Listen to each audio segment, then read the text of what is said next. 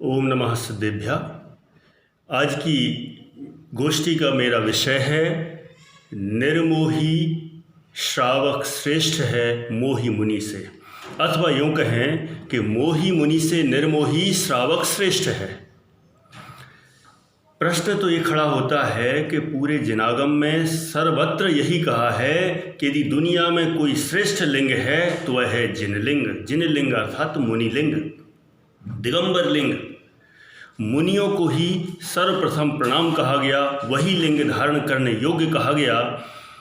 यहाँ तक कि पुरुषार्थ सिद्धि उपाय में आचार्य अमृतचंद्र देव ने यह बात भी कह दी कि मुनि बनने का ही उपदेश देना, उससे नीचे का उपदेश देना भी अपराध है। अर्थात श्रावक के अनुव्रत आदि का उपदेश देना एक तरह से अपराध ही है, क्योंकि वह अभी पूर्ण संयम भाव नहीं है। मुनि बनने का ही उपदेश देना योग्य है। ऐसे मुनियों की चर्चा सर्वत्र है। मुनियों को श्रेष्ठ कहा, उत्तम कहा। शास्त्रों में ऐसा भी आता है कि नग्गो ही मोक्ष मग्गो, नग्नता ही मोक्ष मार्ग है। ऐसा भी आता है कि नग्नता देखकर सर्वप्रथम हमारा कर्तव्य है कि उनको हम सबसे पहले नमस्कार करें। राजा, महाराजा, अधिराजा, सभी चक्रवर्ती जैसे भी ऐसे मुनियों को प्रणाम करते हैं, नमस्कार करते हैं, वंदन करते हैं, झुक जाते हैं। इतना सब कुछ होने पर भी यहाँ इस ये विषय जो दिया गया है कि मुनियों से, मोही मुनि से निर्मोही श्रावक श्रेष्ठ। देखिए, विशेषण ध्यान में रखना कि वो जो मुनियों की पूज्यता की बात कही है वो अलग है, और यहाँ पर कहा है निर्मोही श्रावक श्रेष्ठ है। किससे? मोही मुनि से। मोही मुनि, तो मोही मुनि इसका मतलब मुनि दो प्रकार के हैं। एक निर्मोही मुनि होते हैं, एक मोही मुनि होते हैं, अथवा ऐसा कहें एक भावलिंगी मुनि होते हैं, एक द्रव्यलिंगी मुनि होते हैं। तो जो पूज्यता की बात कही है वास्तव में वे भावलिंगी मुनिराज हैं, जो तीन कषाय चौकड़ी के अभाव वाले होते हैं। अनंतानुबंधी, अप्रत्यक्षानावरण, प्रत्यक्षानावरण, इन तीन कषाय चौकड़ी के अभाव वाले होते हैं। वे वास्तविक मुनिराज होते हैं, भावलिंगी मुनिराज होते हैं। वे ही त्रिलोक पूज्य हैं। सभी संसारियों के द्वारा उनको पूज्य कहा गया है।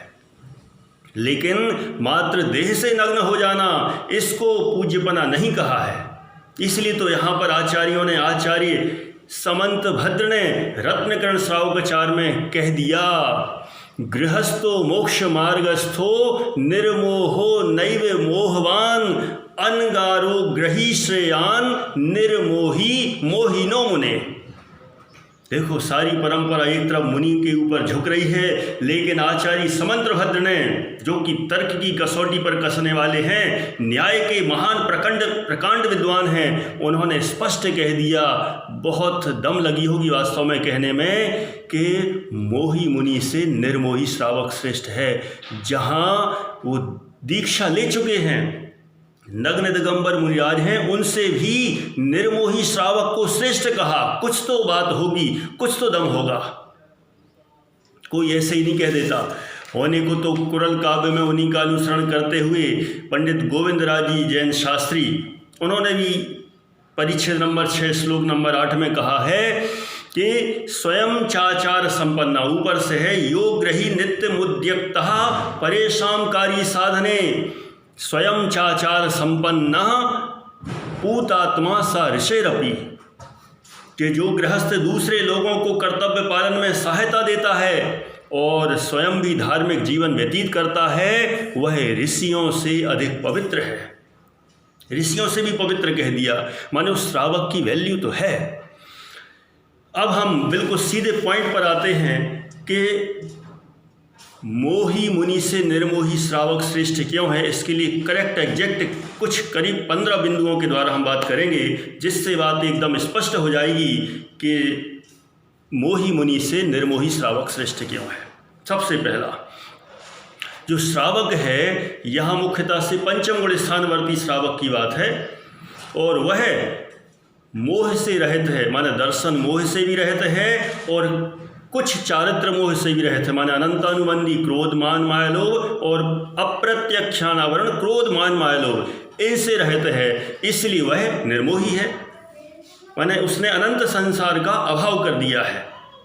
देखिए, और यहाँ पर जो मुनि है वो मोही हैं, मिथ्यात्व भी है, इसलिए उनके अनंत संसार है। इसको हम ऐसा कह सकते हैं दूसरे बिंदु से कि जब जिसके मिथ्यात्व चला गया, अनंतानुबंधी अप्रत्यक्षानावरण कषाय चली गई, तो इसका संसार, निर्मोही श्रावक का संसार सीमित रह गया है। यदि कदाचित वह संसार में रहेगा तो कर्णानियों की भाषा में अधिकतम किंचित न्यून अर्ध पुद्गल परावर्तन, उससे ज़्यादा संसार में रहने वाला नहीं है। लेकिन ये जो मोही मुनि हैं, इनका संसार का भी कुछ भी ठिकाना नहीं है, अनंत भी हो सकता है। पॉइंट नंबर 3, निर्मोही श्रावक के संवर और निर्जरा तत्व भी विद्यमान है। नए बंधन में भी रुकाव है और पुराना जो बना हुआ है उसकी निर्जरा भी होती चली आ रही है। लेकिन इन मुनिराज के मात्र आश्रव और बंध तत्व ही है, संवर निर्जरा का नामो निशान नहीं। और आगे बढ़ें, नंबर 4 कि ये जो गृहस्थ निर्मोही श्रावक है, इसको तो मोक्ष मार्गो कह दिया, मोक्ष मार्गी कह दिया, गृहस्थो मोक्ष मार्गस्थो। क्यों? क्योंकि यह निर्मोही है। लेकिन इनको मोक्ष मार्गी नहीं कहा, इनको तो संसार मार्गी कहा। और यदि चरणानुयोग के शास्त्रों में जाएं तो वहाँ जब दान आदि के प्रसंग में पात्र सुपात्र आदि की चर्चा चलती है, तो ऐसे श्रावकों को सुपात्र कहा। क्या कहा? सुपात्र कहा। लेकिन ऐसे जो द्रव्यलिंगी मुनि हैं, मोही मुनि हैं, मात्र नग्न दिगंबर हैं, जिनके अभी मिथ्यात्व मोह मौजूद है, इनको कुपात्र संज्ञा दी है। गजब है।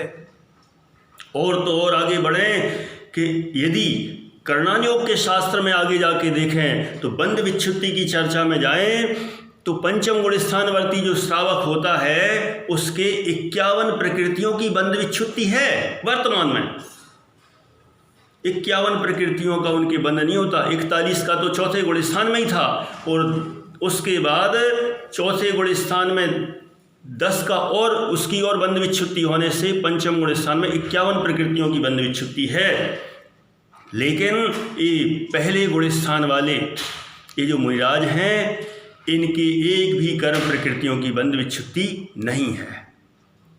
और आगे देखें, ये श्रावक, निर्मोही श्रावक तीर्थंकर प्रकृति के बंध योग्य भाव रखता है, माने तीर्थंकर प्रकृति का भी बंध कर सकता है, लेकिन ये मोही मुनि नहीं कर सकते।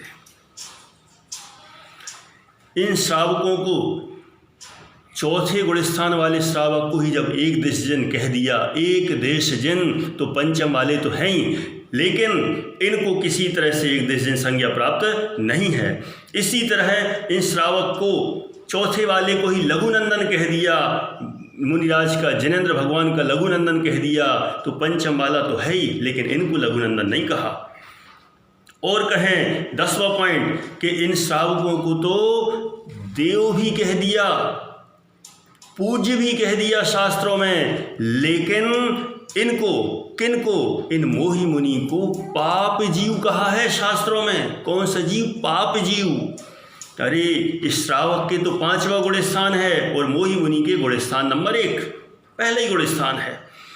इन्हें निर्मोही श्रावक को धार्मिक कहा, मोही मुनि को अधार्मिक कहा। निर्मोही श्रावक को कथनचित सुखी कहा, जितना राग घट गया है उतने सुखी हैं, लेकिन मोही मुनि को दुखी ही कहा।